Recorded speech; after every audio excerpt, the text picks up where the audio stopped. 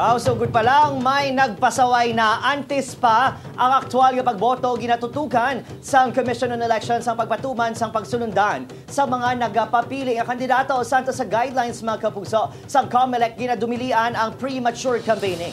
Ukon ang pagkampanya antes ang campaign period nga magasugod pa sa Oktubre 19, October 19.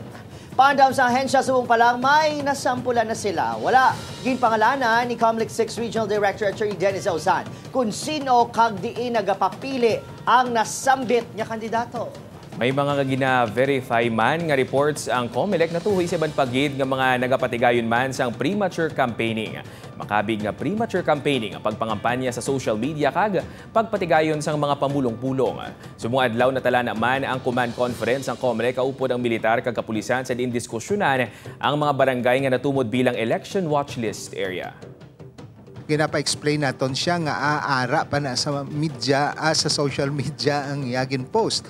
So ginapa-explain naton siya, giving him 3 days to explain, tapos we'll be forwarding this to the task force and lantawon na sang aton task force ma-come out sila with the recommendations sa aton baling commission and bank for a possible criminal or electoral case. So